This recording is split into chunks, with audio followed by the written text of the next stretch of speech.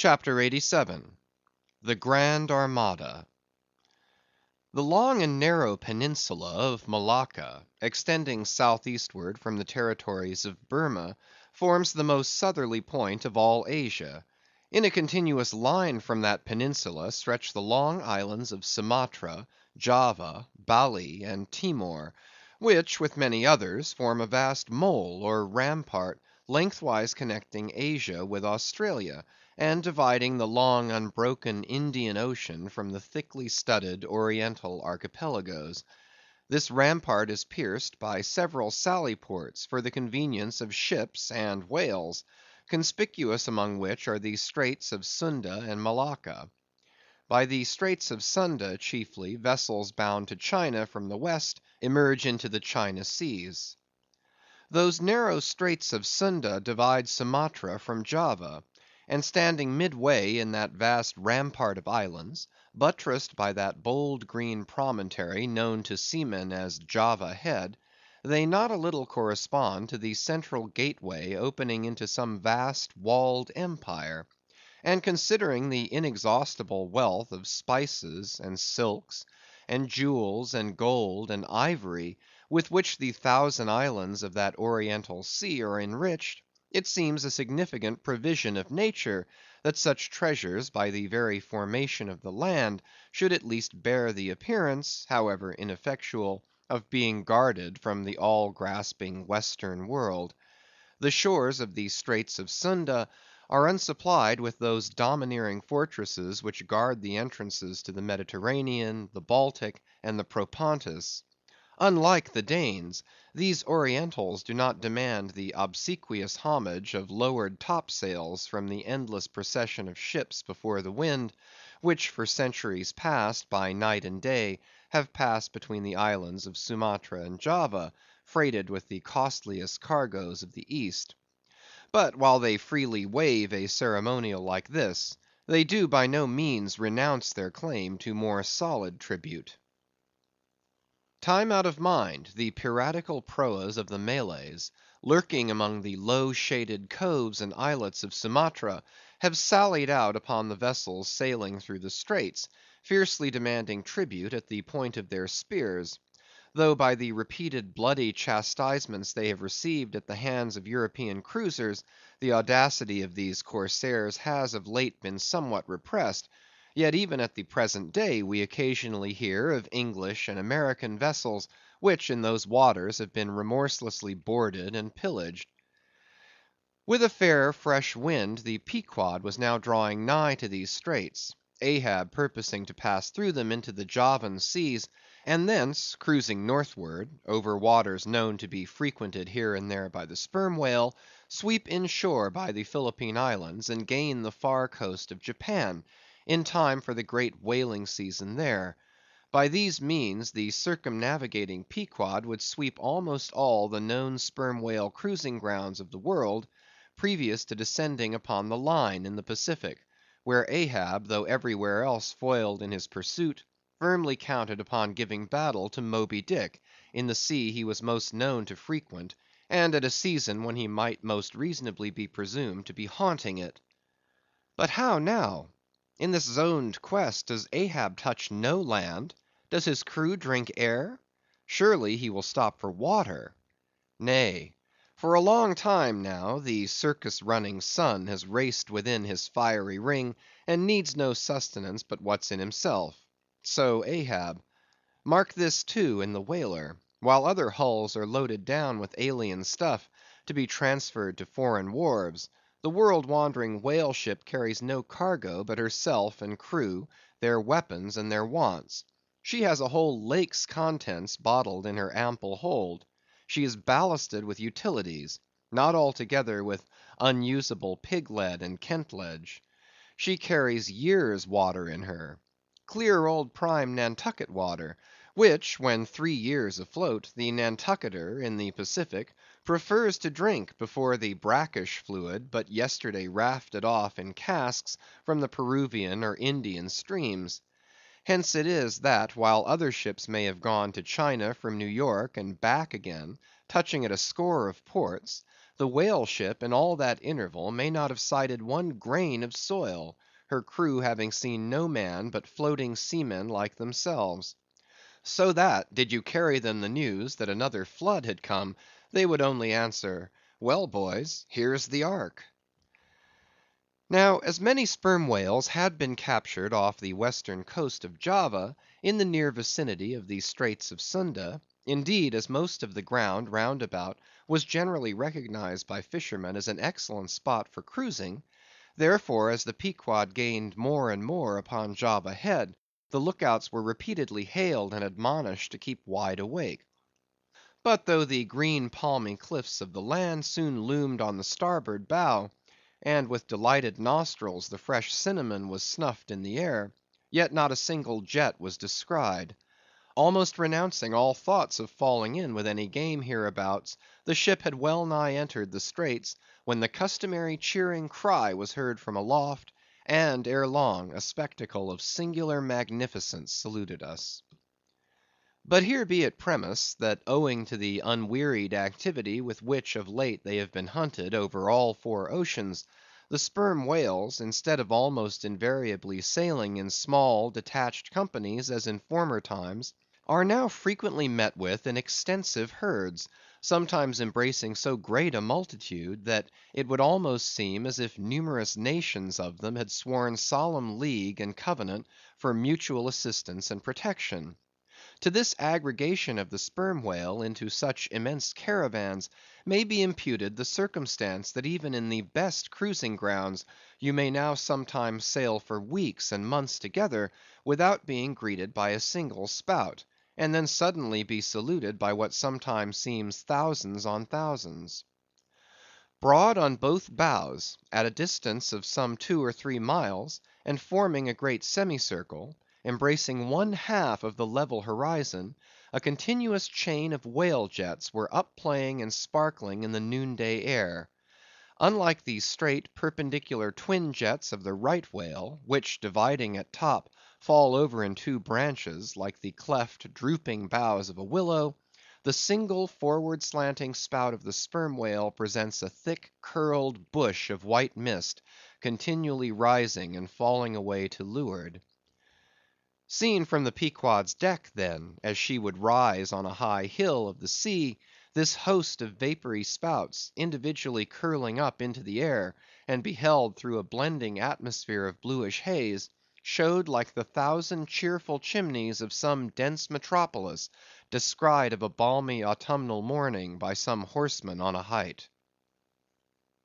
As marching armies, approaching an unfriendly defile in the mountains, accelerate their march, all eagerness to place that perilous passage in their rear, and once more expand in comparative security upon the plain; even so did this vast fleet of whales now seem hurrying forward through the straits, gradually contracting the wings of their semicircle, and swimming on in one solid but still crescentic centre. Crowding all sail, the Pequod pressed after them, the harpooneers handling their weapons, and loudly cheering from the heads of their yet suspended boats. If the wind only held, little doubt had they, that chased through these Straits of Sunda, the vast host would only deploy into the Oriental seas to witness the capture of not a few of their number. And who could tell whether in that congregated caravan, Moby Dick himself might not temporarily be swimming, like the worshipped white elephant in the coronation procession of the Siamese? So with stunsail piled on stunsail, we sailed along, driving these leviathans before us, when of a sudden the voice of Tashtego was heard, loudly directing attention to something in our wake. Corresponding to the crescent in our van, we beheld another in our rear.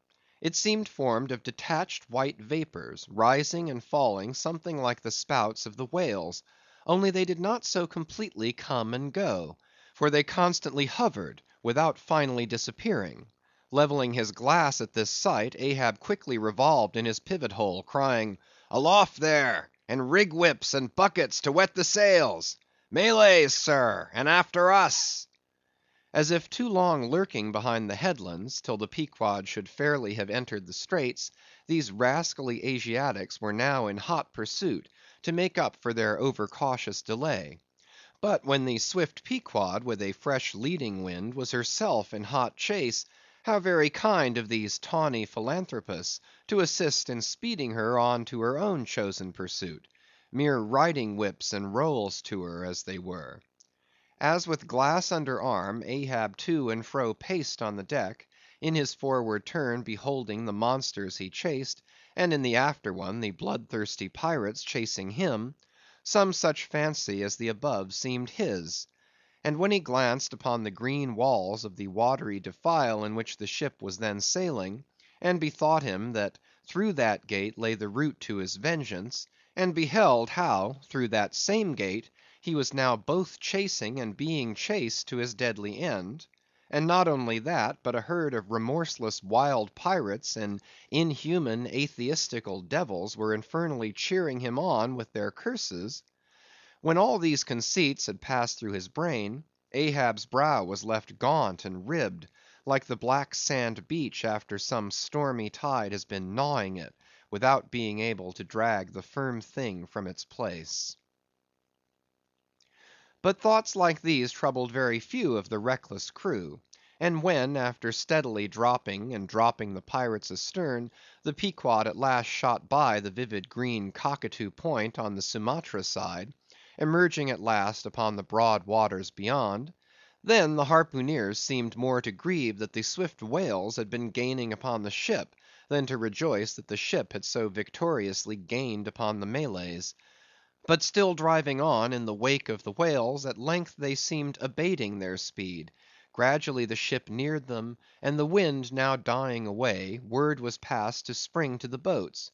But no sooner did the herd, by some presumed wonderful instinct of the sperm whale, become notified of the three keels that were after them, though as yet a mile in their rear, than they rallied again, and forming in close ranks and battalions, so that their spouts all looked like flashing lines of stacked bayonets, moved on with redoubled velocity. Stripped to our shirts and drawers, we sprang to the White Ash, and after several hours' pulling were almost disposed to renounce the chase, when a general pausing commotion among the whales gave animating token that they were now at last under the influence of that strange perplexity of inert irresolution, which, when fishermen perceive it in the whale, they say he is gallied. The compact martial columns in which they had been hitherto rapidly and steadily swimming, were now broken up in one measureless rout; and like King Porus's elephant in the Indian battle with Alexander, they seemed going mad with consternation; in all directions expanding in vast irregular circles, and aimlessly swimming hither and thither by their short thick spoutings, they plainly betrayed their distraction of panic. This was still more strangely evinced by those of their number who, completely paralyzed as it were, helplessly floated like waterlogged dismantled ships on the sea. Had these leviathans been but a flock of simple sheep, pursued over the pasture by three fierce wolves, they could not possibly have evinced such excessive dismay. But this occasional timidity is characteristic of almost all herding creatures. Though banding together in tens of thousands, the lion-maned buffaloes of the West have fled before a solitary horseman. Witness, too, all human beings, how when herded together in the sheepfold of a theatre's pit, they will, at the slightest alarm of fire, rush helter-skelter for the outlets, crowding, trampling, jamming, and remorselessly dashing each other to death. Best, therefore, withhold any amazement at the strangely gallied whales before us, for there is no folly of the beasts of the earth which is not infinitely outdone by the madness of men. Though many of the whales, as has been said, were in violent motion, yet it is to be observed that as a whole the herd neither advanced nor retreated, but collectively remained in one place. As is customary in those cases, the boats at once separated, each making for some one lone whale on the outskirts of the shoal. In about 3 minutes' time, Queequeg's harpoon was flung; the stricken fish darted blinding spray in our faces, and then running away with us like light, steered straight for the heart of the herd. though such a movement on the part of the whale struck under such circumstances is in no wise unprecedented, and indeed is almost always more or less anticipated, yet does it present one of the more perilous vicissitudes of the fishery. For as the swift monster drags you deeper and deeper into the frantic shoal, you bid adieu to circumspect life, and only exist in a delirious throb.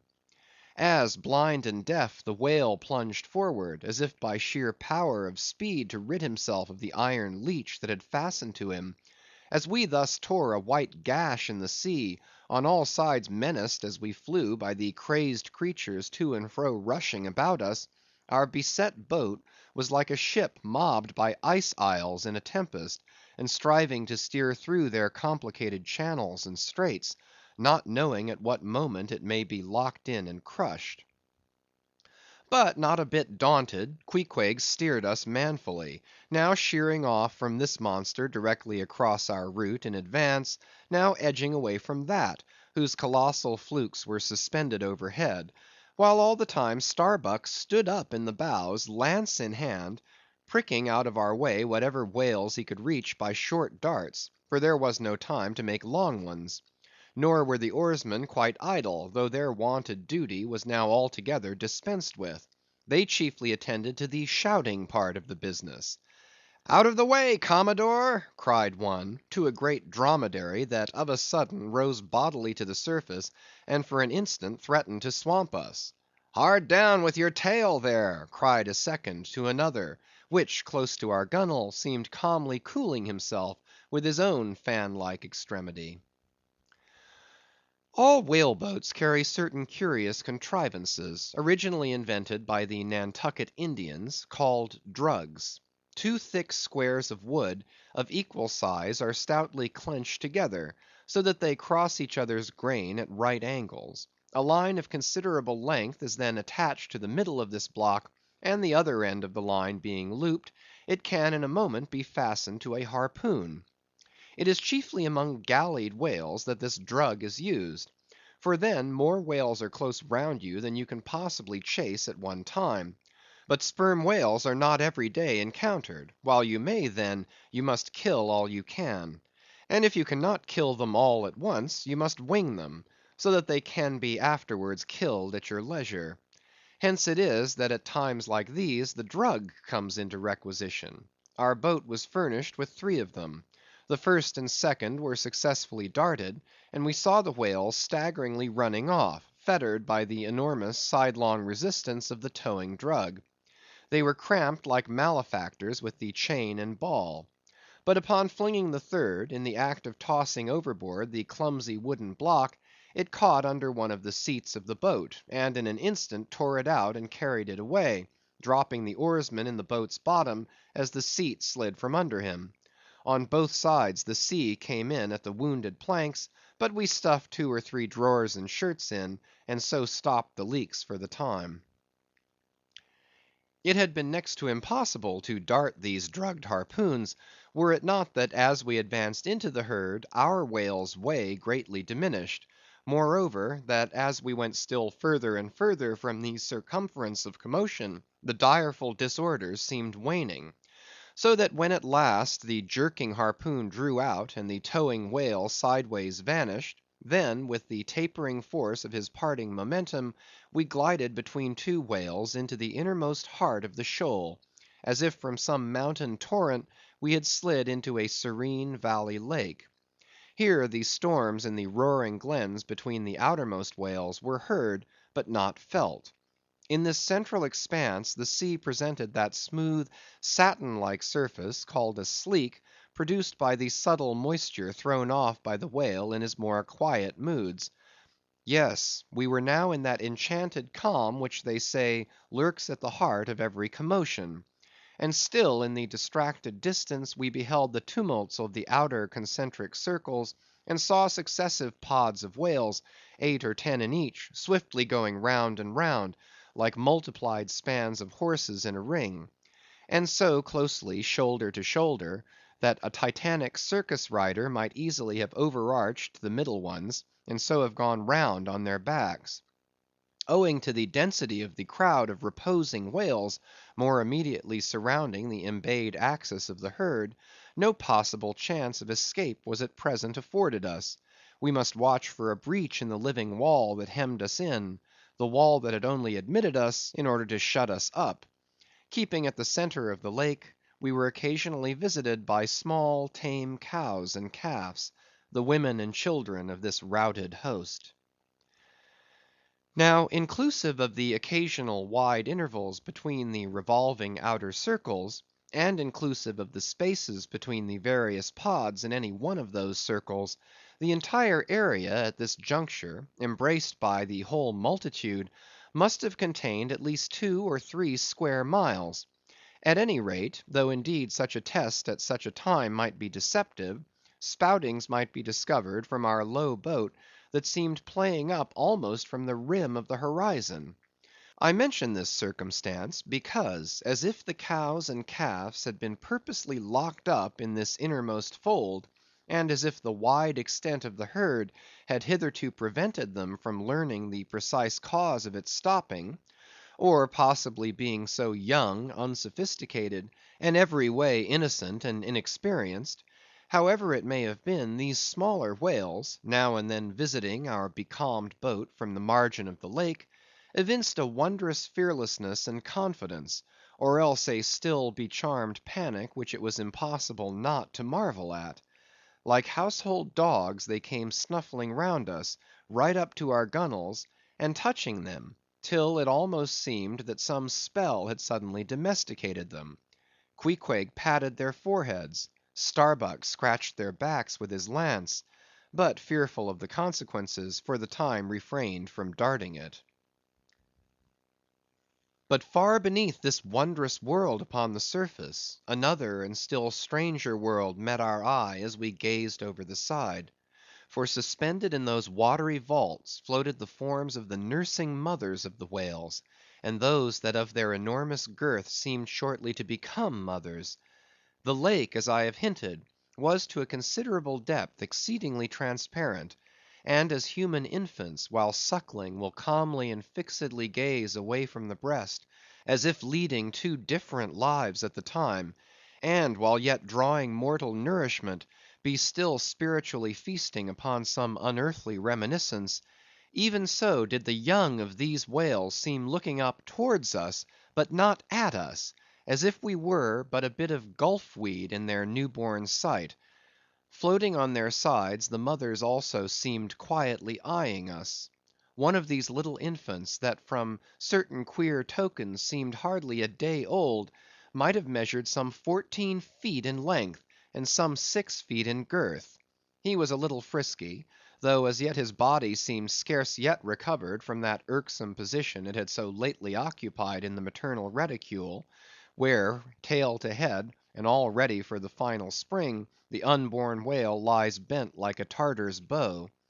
The delicate side fins and the palms of his flukes still freshly retained the pleated crumbled appearance of a baby's ears, newly arrived from foreign parts. "Line! line!" cried Queequeg, looking over the gunwale. "Him fast! him fast! Who line him? Who struck? 2 whale, 1 big, 1 little." "What ails you, man?" cried Starbuck. "Lookee here," said Queequeg, pointing down. As when the stricken whale that from the tub has reeled out hundreds of fathoms of rope; as after deep sounding he floats up again, and shows the slackened curling line buoyantly rising and spiralling towards the air; so now Starbuck saw long coils of the umbilical cord of Madam Leviathan, by which the young cub seems still tethered to its dam. Not seldom in the rapid vicissitudes of the chase, this natural line with the maternal end loose, becomes entangled with the hempen one, so that the cub is thereby trapped.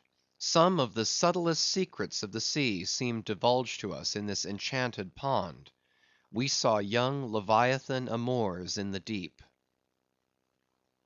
Footnote: The sperm whale, as with all other species of the Leviathan, but unlike most other fish, breeds indifferently at all seasons, after a gestation which may probably be set down at 9 months, producing but one at a time, though in some few known instances giving birth to an Esau and a Jacob, a contingency provided for in suckling by two teats, curiously situated, one on each side of the anus; but the breasts themselves extend upwards from that. When by chance these precious parts in a nursing whale are cut by the hunter's lance, the mother's pouring milk and blood rivalingly discolor the sea for rods. The milk is very sweet and rich; it has been tasted by man; it might do well with strawberries. When overflowing with mutual esteem, the whales salute more hominum. And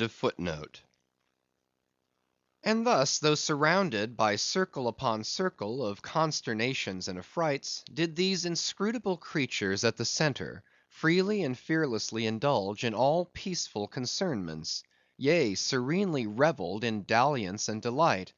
But even so, amid the tornadoed Atlantic of my being, do I myself still for ever centrally disport in mute calm; and while ponderous planets of unwaning woe revolve round me, deep down and deep inland, there I still bathe me in eternal mildness of joy. Meanwhile, as we thus lay entranced, the occasional sudden frantic spectacles in the distance evinced the activity of the other boats, still engaged in drugging the whales on the frontier of the host, or possibly carrying on the war within the first circle, where abundance of room and some convenient retreats were afforded them. But the sight of the enraged, drugged whales now and then blindly darting to and fro across the circles, was nothing to what at last met our eyes. It is sometimes the custom, when fast to a whale more than commonly powerful and alert, to seek to hamstring him, as it were, by sundering or maiming his gigantic tail tendon. It is done by darting a short handled cutting spade, to which is attached a rope for hauling it back again. A whale wounded, as we afterwards learned, in this part, but not effectually as it seemed, had broken away from the boat, carrying along with him half of the harpoon line; and in the extraordinary agony of the wound, he was now dashing among the revolving circles like the lone mounted desperado Arnold at the battle of Saratoga, carrying dismay wherever he went. But agonizing as was the wound of this whale, and an appalling spectacle enough any way, yet the peculiar horror with which he seemed to inspire the rest of the herd, was owing to a cause which at first the intervening distance obscured from us. But at length we perceived that by one of the unimaginable accidents of the fishery, this whale had become entangled in the harpoon line that he towed. He had also run away with the cutting spade in him; and while the free end of the rope attached to that weapon had permanently caught in the coils of the harpoon line round his tail, the cutting spade itself had worked loose from his flesh; so that, tormented to madness, he was now churning through the water, violently flaying with his flexible tail, and tossing the keen spade about him, wounding and murdering his own comrades. This terrific object seemed to recall the whole herd from their stationary fright. First, the whales forming the margin of our lake began to crowd a little, and tumble against each other, as if lifted by half spent billows from afar. Then the lake itself began faintly to heave and swell; the submarine bridal chambers and nurseries vanished; in more and more contracting orbits the whales in the more central circles began to swim in thickening clusters. Yes, the long calm was departing. A low advancing hum was soon heard; and then like the tumultuous masses of block ice when the great river Hudson breaks up in the spring, the entire host of whales came tumbling upon their inner centre, as if to pile themselves up in one common mountain. Instantly Starbuck and Queequeg changed places, Starbuck taking the stern. "Oars, oars!" he intensely whispered, seizing the helm. "Grip your oars and clutch your souls now. My God, men, stand by! Shove him off, you, Queequeg! The whale there! Prick him! Hit him! Stand up and stay so! Spring, men! Pull, men! Never mind their backs; scrape them! Scrape away!" The boat was now all but jammed between two vast black bulks, leaving a narrow Dardanelles between their long lengths. But by desperate endeavor we at last shot into a temporary opening, then giving way rapidly, and at the same time earnestly watching for another outlet. After many similar hairbreadth escapes, we at last swiftly glided into what had just been one of the outer circles, but now crossed by random whales all violently making for one centre. This lucky salvation was cheaply purchased by the loss of Queequeg's hat, who, while standing in the bows to prick the fugitive whales, had his hat taken clean from his head by the air eddy made by the sudden tossing of a pair of broad flukes close by. Riotous and disordered as the universal commotion now was, it soon resolved itself into what seemed a systematic movement; for having clumped together at last in one dense body, they then renewed their onward flight with augmented fleetness. Further pursuit was useless, but the boats still lingered in their wake to pick up what drugged whales might be dropped astern, and likewise to secure one which Flask had killed and waifed. The waif is a pennant pole, 2 or 3 of which are carried by every boat, and which, when additional game is at hand, are inserted upright into the floating body of a dead whale, both to mark its place on the sea, and also as token of prior possession, should the boats of any other ship draw near. The result of this lowering was somewhat illustrative of that sagacious saying in the fishery, the more whales, the less fish. Of all the drugged whales only one was captured; the rest contrived to escape for the time, but only to be taken, as will hereafter be seen, by some other craft than the Pequod. CHAPTER 88. Schools and Schoolmasters. The previous chapter gave account of an immense body or herd of sperm whales, and there was also then given the probable cause inducing those vast aggregations. Now, though such great bodies are at times encountered, yet, as must have been seen, even at the present day, small detached bands are occasionally observed, embracing from 20 to 50 individuals each. Such bands are known as schools. They generally are of 2 sorts, those composed almost entirely of females, and those mustering none but young vigorous males, or bulls as they are familiarly designated. In cavalier attendance upon the school of females, you invariably see a male of full grown magnitude, but not old, who, upon any alarm, evinces his gallantry by falling in the rear, and covering the flight of his ladies. In truth, this gentleman is a luxurious Ottoman, swimming about over the watery world, surroundingly accompanied by all the solaces and endearments of the harem. The contrast between this Ottoman and his concubines is striking; because while he is always of the largest leviathanic proportions, the ladies, even at full growth, are not more than 1/3 of the bulk of an average sized male. They are comparatively delicate indeed; I dare say not to exceed half a dozen yards round the waist. Nevertheless, it cannot be denied that, upon the whole, they are hereditarily entitled to embonpoint. It is very curious to watch this harem and its lord in their indolent ramblings. Like fashionables, they are for ever on the move in leisurely search of variety. You meet them on the line in time for the full flower of the equatorial feeding season, having just returned, perhaps, from spending the summer in the northern seas, and so cheating summer of all unpleasant weariness and warmth. By the time they have lounged up and down the promenade of the equator awhile, they start for the oriental waters in anticipation of the cool season there, and so evade the other excessive temperature of the year.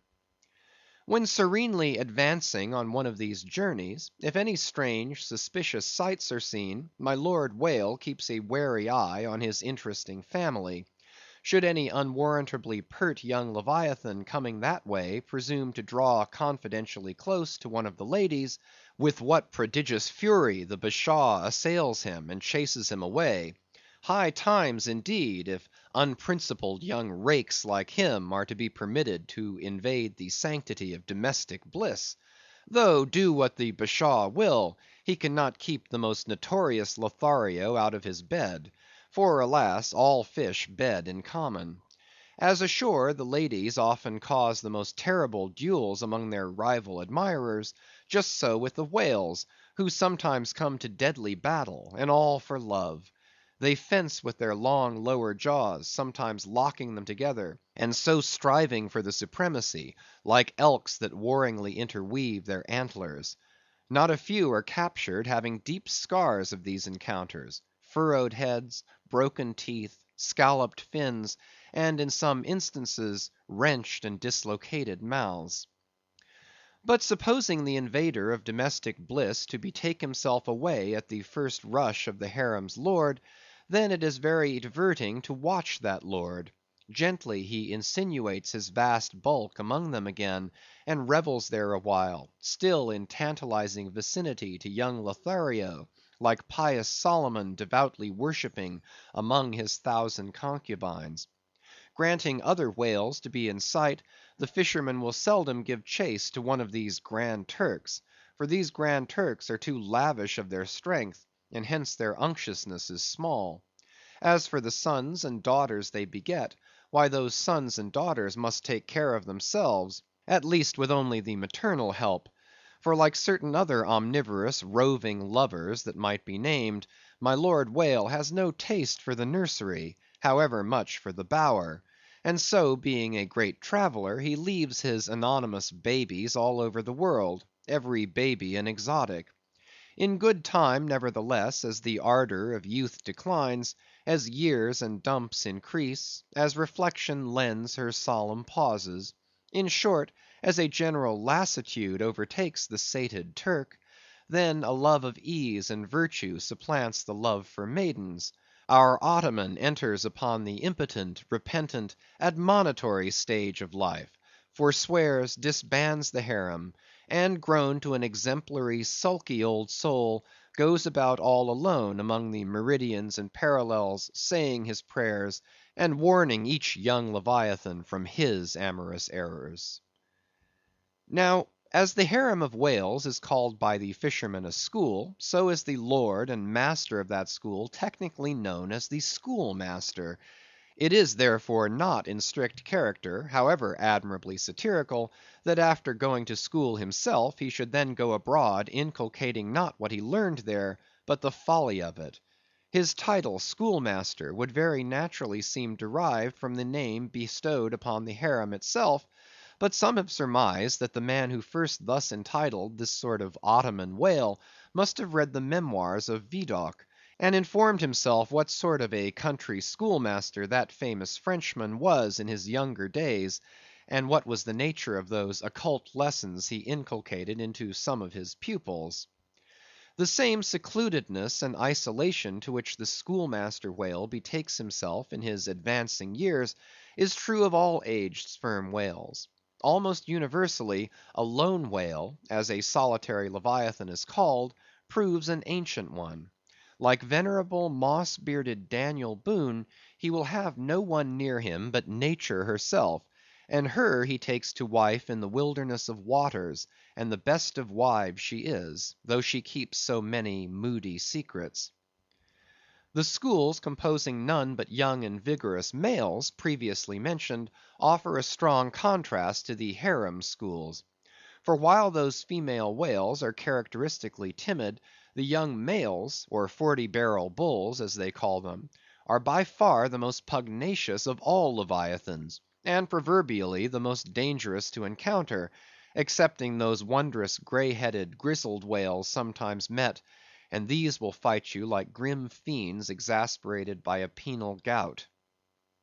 The 40-barrel bull schools are larger than the harem schools. Like a mob of young collegians, they are full of fight, fun, and wickedness, tumbling round the world at such a reckless, rollicking rate, that no prudent underwriter would insure them any more than he would a riotous lad at Yale or Harvard.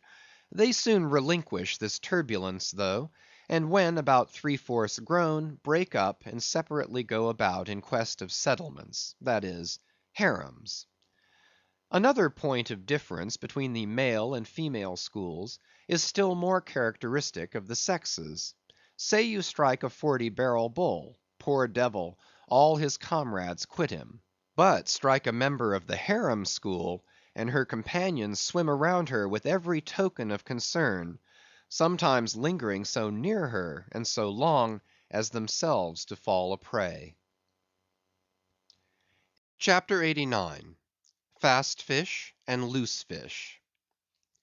The allusion to the waif and waif poles in the last chapter but one necessitates some account of the laws and regulations of the whale fishery, of which the waif may be deemed the grand symbol and badge. It frequently happens that when several ships are cruising in company, a whale may be struck by one vessel, then escape and be finally killed and captured by another vessel. And herein are indirectly comprised many minor contingencies, all partaking of this one grand feature. For example, after a weary and perilous chase and capture of a whale, the body may get loose from the ship by reason of a violent storm, and drifting far away to leeward, be retaken by a second whaler, who, in a calm, snugly tows it alongside, without risk of life or line. Thus the most vexatious and violent disputes would often arise between the fishermen, were there not some written or unwritten, universal, undisputed law applicable to all cases. Perhaps the only formal whaling code authorized by legislative enactment was that of Holland. It was decreed by the States General in A.D. 1695. But though no other nation has ever had any written whaling law, yet the American fishermen have been their own legislators and lawyers in this matter. They have provided a system which for terse comprehensiveness surpasses Justinian's Pandects and the bylaws of the Chinese Society for the suppression of meddling with other people's business. Yes, the laws might be engraven on a Queen Anne's farthing, or the barb of a harpoon, and worn round the neck, so small are they. 1. A fast fish belongs to the party fast to it. 2. A loose fish is fair game for anybody who can soonest catch it. But what plays the mischief with this masterly code is the admirable brevity of it, which necessitates a vast volume of commentaries to expound it. First, what is a fast fish?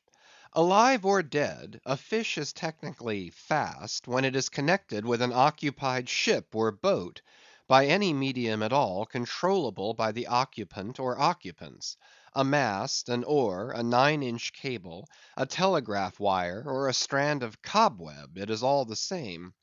Likewise, a fish is technically fast when it bears a waif, or any other recognized symbol of possession, so long as the party waifing it plainly evince their ability at any time to take it alongside, as well as their intention to do so.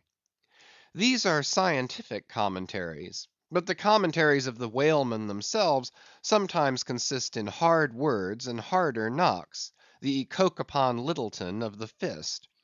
True, among the more upright and honorable whalemen, allowances are always made for particular cases, where it would be an outrageous moral injustice for one party to claim possession of a whale previously chased or killed by another party.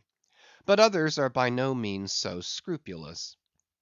Some 50 years ago there was a curious case of a whale trover litigated in England, wherein the plaintiffs set forth that after a hard chase of a whale in the northern seas, and when indeed they, the plaintiffs, had succeeded in harpooning the fish, they were at last, through peril of their lives, obliged to forsake not only their lines but their boat itself. Ultimately the defendants, the crew of another ship, came up with the whale, struck, killed, seized, and finally appropriated it, before the very eyes of the plaintiffs; and when those defendants were remonstrated with, their captain snapped his fingers in the plaintiffs' teeth, and assured them that by way of doxology to the deed he had done, he would now retain their line, harpoons, and boat, which had remained attached to the whale at the time of the seizure. Wherefore the plaintiffs now sued for the recovery of the value of their whale, line, harpoons, and boat. Mr. Erskine was counsel for the defendants, Lord Ellenborough was the judge. In the course of the defence, the witty Erskine went on to illustrate his position by alluding to a recent Crim. Con. case, wherein a gentleman, after in vain trying to bridle his wife's viciousness, had at last abandoned her upon the seas of life; but in the course of years, repenting of that step, he instituted an action to recover possession of her. Erskine was on the other side, and he then supported it by saying that though the gentleman had originally harpooned the lady, and had once had her fast, and only by reason of the great stress of her plunging viciousness had at last abandoned her, yet abandon her he did, so that she became a loose fish; and therefore, when a subsequent gentleman re-harpooned her, the lady then became that subsequent gentleman's property, along with whatever harpoon might have been found sticking in her. Now, in the present case, Erskine contended that the examples of the whale and the lady were reciprocally illustrative of each other. These pleadings and the counter pleadings being duly heard, the very learned judge in set terms decided, to wit, that as for the boat he awarded it to the plaintiffs, because they had merely abandoned it to save their lives; but that with regard to the controverted whale, harpoons, and line, they belonged to the defendants; the whale because it was a loose fish at the time of the final capture, and the harpoons and line because when the fish made off with them, it (the fish) acquired a property in those articles, and hence anybody who afterwards took the fish had a right to them. Now the defendants afterwards took the fish, ergo the aforesaid articles were theirs. A common man, looking at this decision of the very learned judge, might possibly object to it; but ploughed up to the primary rock of the matter, the two great principles laid down in the twin whaling laws previously quoted, and applied and elucidated by Lord Ellenborough in the above cited case, these two laws touching fast fish and loose fish, I say, will on reflection be found the fundamentals of all human jurisprudence; for notwithstanding its complicated tracery of sculpture, the temple of the law, like the temple of the Philistines, has but two props to stand on. Is it not a saying in every one's mouth, possession is half of the law; that is, regardless of how the thing came into possession? But often possession is the whole of the law. What are the sinews and souls of Russian serfs and republican slaves but fast fish, whereof possession is the whole of the law? What to the rapacious landlord is the widow's last mite but a fast fish? What is yonder undetected villain's marble mansion with a door plate for a waif, what is that but a fast fish? What is the ruinous discount which Mordecai the broker gets from poor Woebegone the bankrupt, on a loan to keep Woebegone's family from starvation? What is that ruinous discount but a fast fish? What is the Archbishop of Save-Souls' income of £100,000, seized from the scant bread and cheese of hundreds of thousands of broken‐backed laborers, all sure of heaven, without any of Save-Souls' help? What is that globular £100,000 but a fast fish? What are the Duke of Dunder's hereditary towns and hamlets but fast fish? What to that redoubted harpooneer, John Bull, is poor Ireland but a fast fish? What to that apostolic lancer, brother Jonathan, is Texas but a fast fish? And concerning all these, is not possession the whole of the law? But if the doctrine of fast fish be pretty generally applicable, the kindred doctrine of loose fish is still more widely so. That is internationally and universally applicable. What was America in 1492 but a loose fish, in which Columbus struck the Spanish standard by way of waifing it for his royal master and mistress? What was Poland to the Czar? What Greece to the Turk? What India to England? What at last will Mexico be to the United States? All loose fish. What are the rights of man and the liberties of the world but loose fish? What all men's minds and opinions but loose fish? What is the principle of religious belief in them but a loose fish? What to the ostentatious, smuggling verbalists are the thoughts of thinkers but loose fish? What is the great globe itself but a loose fish? And what are you, reader, but a loose fish, and a fast fish too? CHAPTER 90. Heads or tails.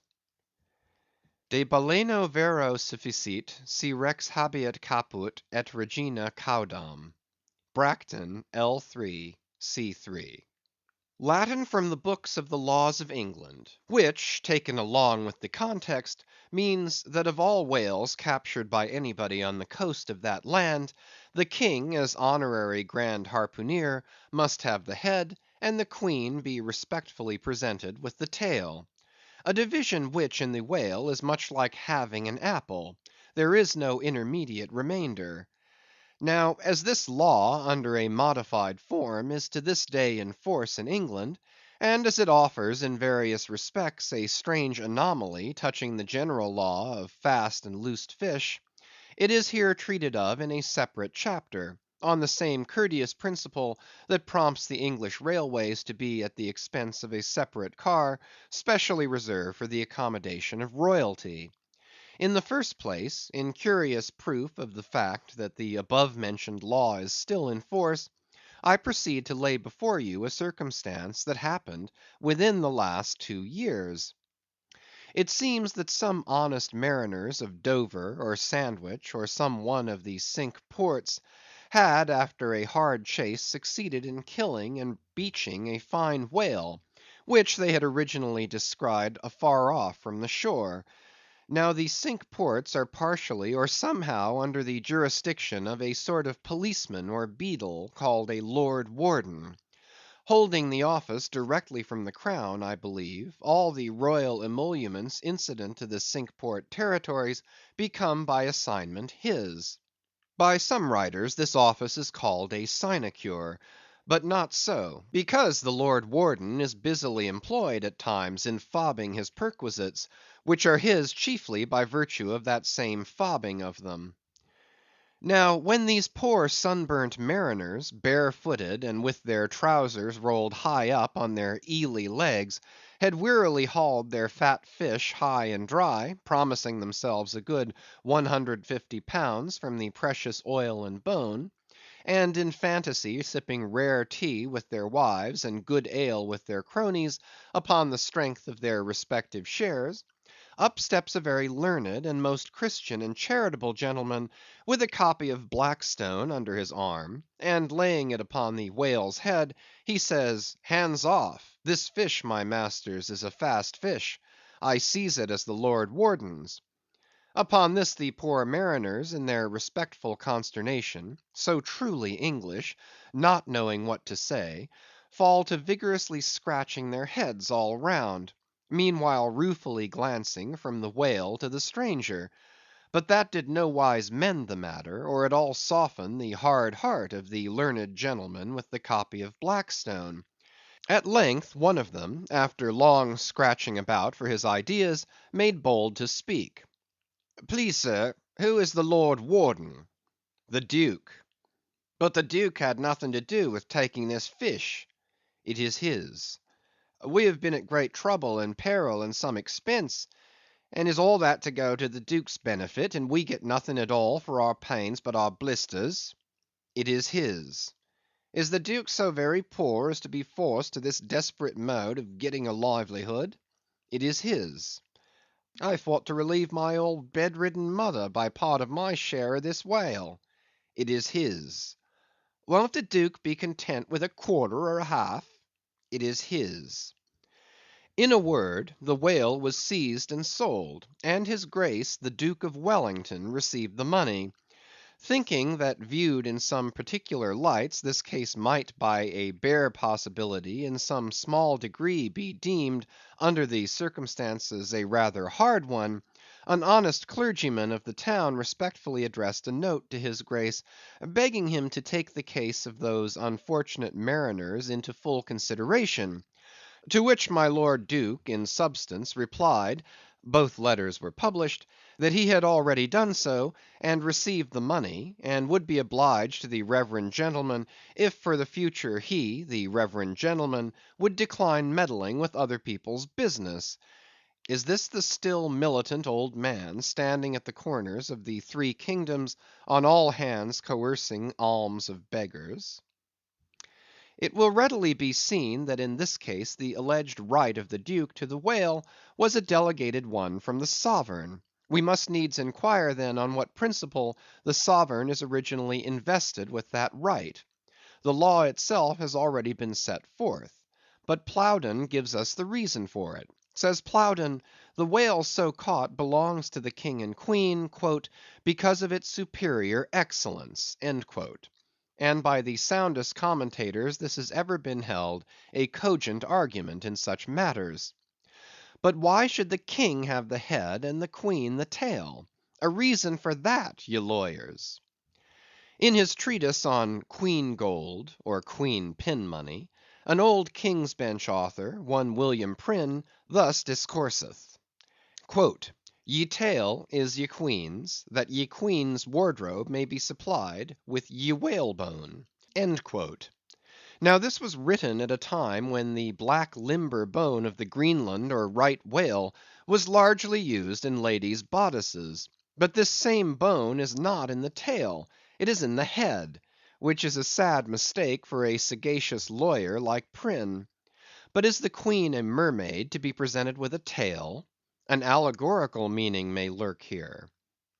There are two royal fish so styled by the English law writers, the whale and the sturgeon, both royal property under certain limitations, and nominally supplying the 10th branch of the crown's ordinary revenue. I know not that any other author has hinted of the matter, but by inference it seems to me that the sturgeon must be divided in the same way as the whale, the king receiving the highly dense and elastic head peculiar to that fish, which symbolically regarded may possibly be humorously grounded upon some presumed congeniality.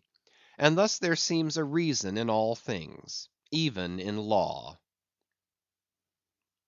CHAPTER 91. The Pequod meets the Rosebud. "In vain it was to rake for ambergris in the paunch of this Leviathan, insufferable fetter denying not inquiry." Sir T. Brown, V.E.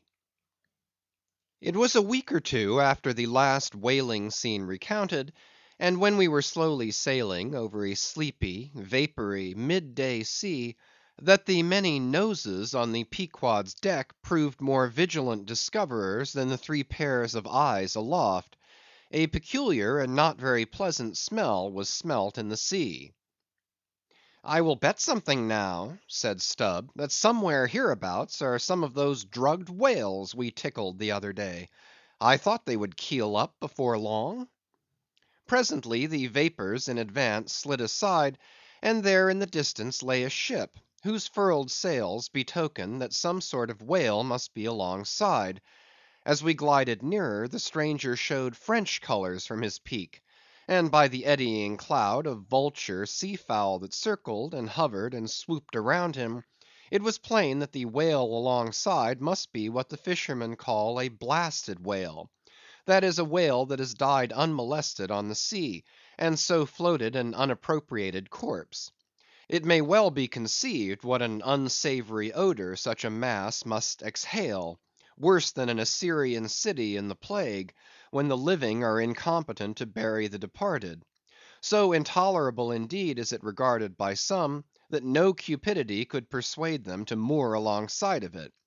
Yet are there those who will still do it, notwithstanding the fact that the oil obtained from such subjects is of a very inferior quality, and by no means of the nature of attar of rose.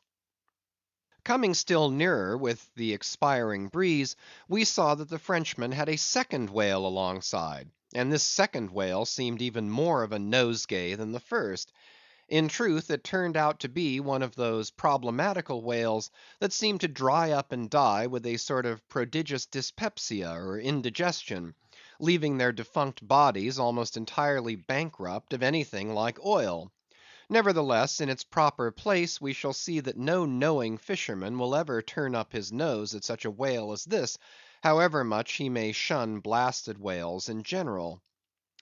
The Pequod had now swept so nigh to the stranger, that Stubb vowed he recognized his cutting spade pole entangled in the lines that were knotted round the tail of one of these whales.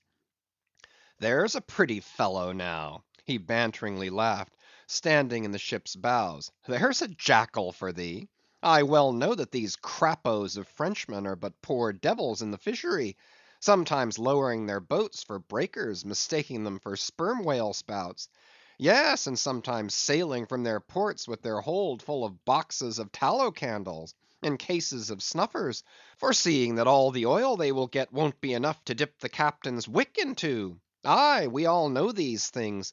But look ye, here's a crapo that is content with our leavings; the drugged whale there, I mean. Aye, and is content too with scraping the dry bones of that other precious fish he has there. Poor devil! I say, pass round a hat, some one, and let's make him a present of a little oil for dear charity's sake. For what oil he will get from that drugged whale there, wouldn't be fit to burn in a jail; no, not in a condemned cell. And as for the other whale, why, I'll agree to get more oil by chopping up and trying out these 3 masts of ours than he'll get from that bundle of bones. Though now that I think of it, it may contain something worth a good deal more than oil. Yes, ambergris. I wonder now if our old man has thought of that. It's worth trying. Yes, I'm for it." And so saying, he started for the quarter deck. By this time the faint air had become a complete calm, so that whether or no, the Pequod was now fairly entrapped in the smell, with no hope of escaping except by its breezing up again. Issuing from the cabin, Stubb now called his boat's crew, and pulled off for the stranger. Drawing across her bow, he perceived that in accordance with the fanciful French taste, the upper part of her stem piece was carved in the likeness of a huge drooping stalk, was painted green, and for thorns had copper spikes projecting from it here and there, the whole terminating in a symmetrical folded bulb of a bright red color. Upon her headboards in large gilt letters he read Bouton de Rose, rose button or rose bud, and this was the romantic name of this aromatic ship. Though Stubb did not understand the bouton part of the inscription, yet the word rose and the bulbous figure head put together sufficiently explained the whole to him.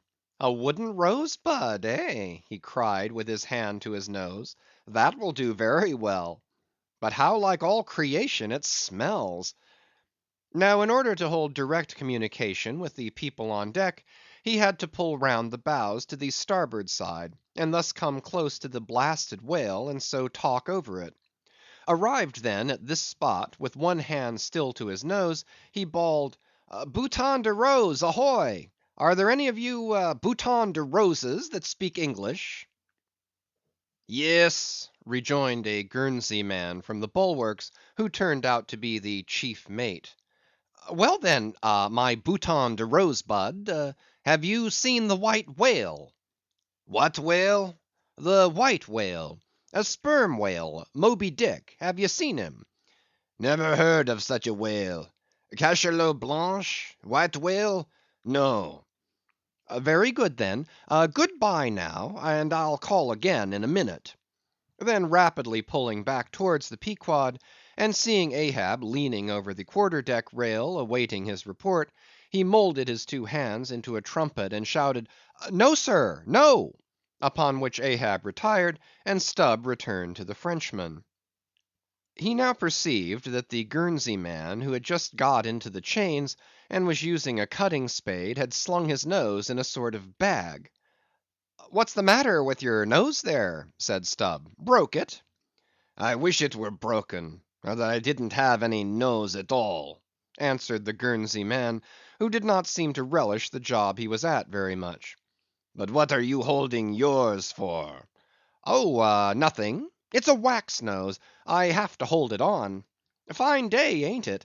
Air rather gardeny, I should say. Throw us a bunch of posies, will you, Bouton de Rose?" "What in the devil's name do you want here?" roared the Guernseyman, flying into a sudden passion. "Oh, keep cool, cool; yes, that's the word. Why don't you pack those whales in ice while you're working at 'em?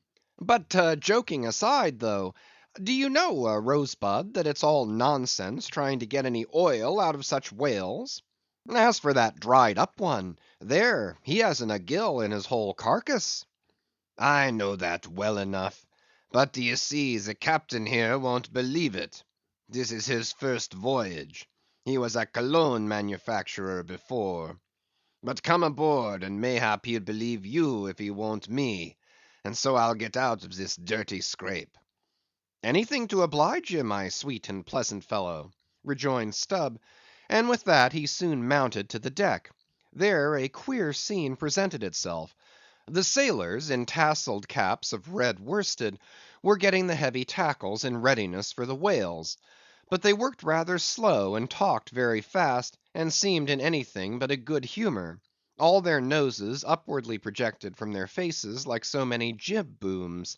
Now and then pairs of them would drop their work, and run up to the mast head to get some fresh air. Some thinking they would catch the plague, dipped oakum in coal tar, and at intervals held it to their nostrils.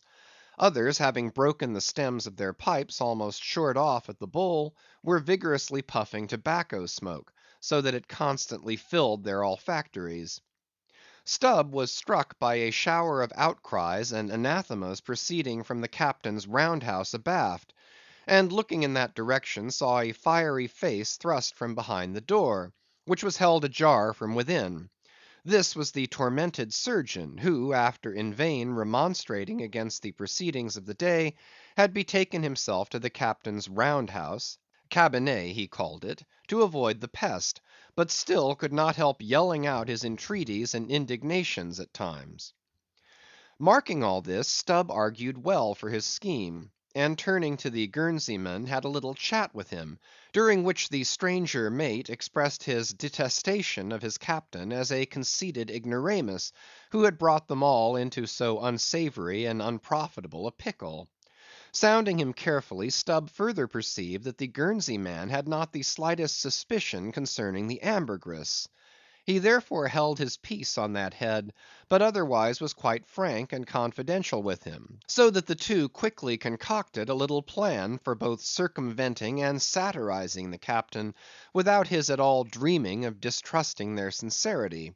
According to this little plan of theirs, the Guernsey man, under cover of an interpreter's office, was to tell the captain what he pleased, but as coming from Stubb; and as for Stubb, he was to utter any nonsense that should come uppermost in him during the interview. By this time their destined victim appeared from his cabin. He was a small and dark, but rather delicate looking man for a sea captain, with large whiskers and moustache, however, and wore a red cotton velvet vest with watch seals at his side. To this gentleman Stubb was now politely introduced by the Guernsey man, who at once ostentatiously put on the aspect of interpreting between them. "What shall I say to him first?" said he. "Why," said Stubb, eyeing the velvet vest, and watch, and seals, "you may as well begin by telling him that he looks a sort of babyish to me, though I don't pretend to be a judge." "He says, Monsieur," said the Guernseyman in French, turning to his captain, "that only yesterday his ship spoke a vessel whose captain and chief mate, with 6 sailors, had all died of a fever caught from a blasted whale they had brought alongside." Upon this the captain started, and eagerly desired to know more. "What now?" said the Guernsey man to Stubb. "Why, since he takes it so easy, tell him that now I have eyed him carefully, I'm quite certain that he's no more fit to command a whale ship than a St. Jago monkey. In fact, tell him from me he's a baboon." "He vows and declares, Monsieur, that the other whale, the dried one, is far more deadly than the blasted one. In fine, Monsieur, he conjures us, as we value our lives, to cut loose from these fish." Instantly the captain ran forward, and in a loud voice commanded his crew to desist from hoisting the cutting tackles, and at once cast loose the cables and chains confining the whales to the ship. "What now?" said the Guernsey man, when the captain had returned to them. "Why, let me see. Yes, you may as well tell him now that in fact tell him I've diddled him, and"—aside to himself—"perhaps somebody else." He says, monsieur, that he's very happy to have been of any service to us.